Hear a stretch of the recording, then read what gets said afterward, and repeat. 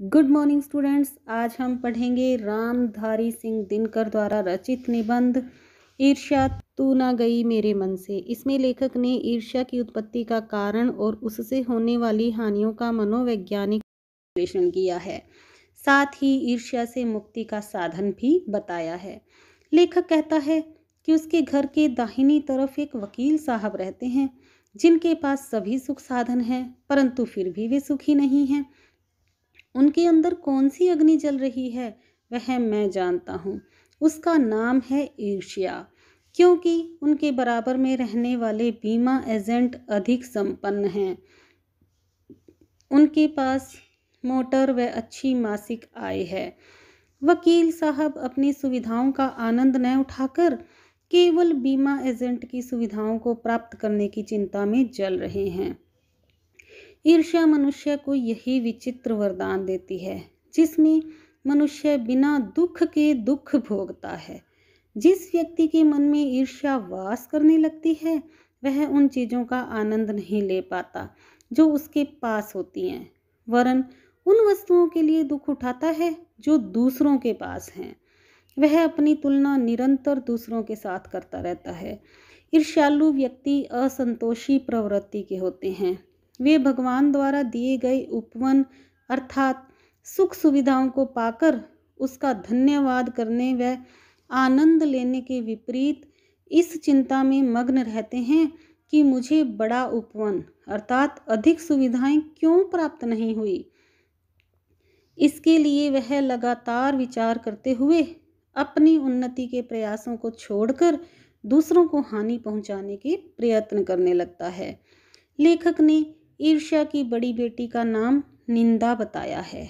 ईर्ष्या के कारण ही व्यक्ति दूसरों की निंदा करता है, जिससे वह व्यक्ति दूसरों की नज़रों से गिर जाए और स्वयं दूसरों की नज़रों में श्रेष्ठ बन जाए, परंतु आज तक ऐसा नहीं हुआ। निंदा के कारण कोई भी व्यक्ति नज़रों से नहीं गिरता, बल्कि उसके गिरने का कारण उसके स्वयं के गुणों का ह्रास है। ईर्ष्या का काम जलाना है।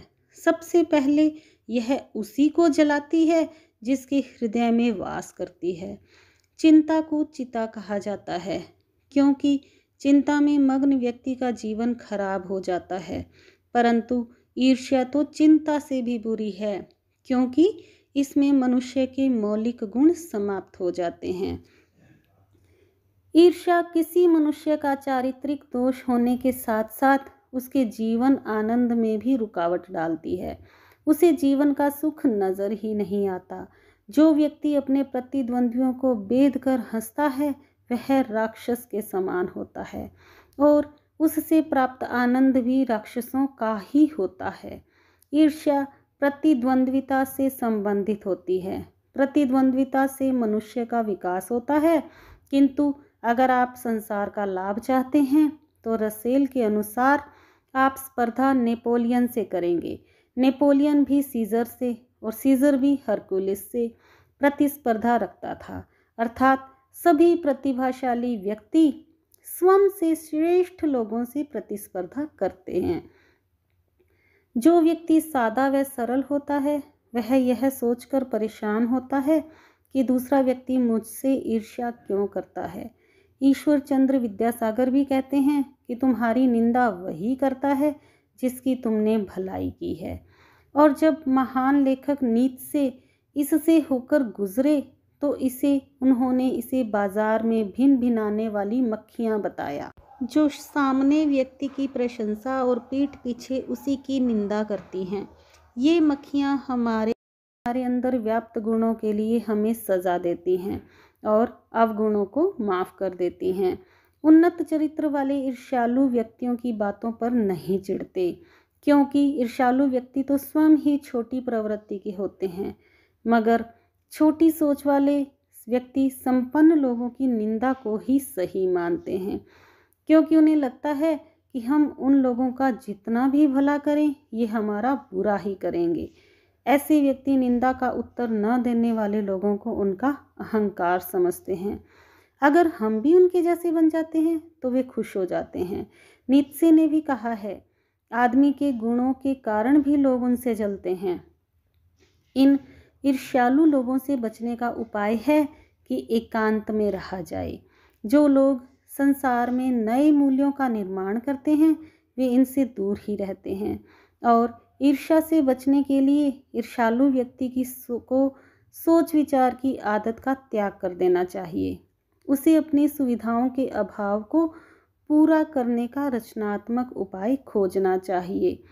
इस उपाय की खोजने की ललक उसके अंदर ईर्ष्या को समाप्त कर देगी। जिस दिन उसके भीतर यह जिज्ञासा आएगी उसी दिन से वह ईर्ष्या करना कम कर देगा। तो कैसा लगा आपको ये पाठ बच्चों? हमारे अंदर भी या किसी के अंदर भी ईर्ष्या ने घर कर लिया है तो उसे तुरंत निकाल फेंकें। क्यों? क्योंकि यह आपके गुणों को भी अवगुणों में बदल देगी। अगली वीडियो के लिए बने रहिए मेरे साथ। Thank you. Have a nice day.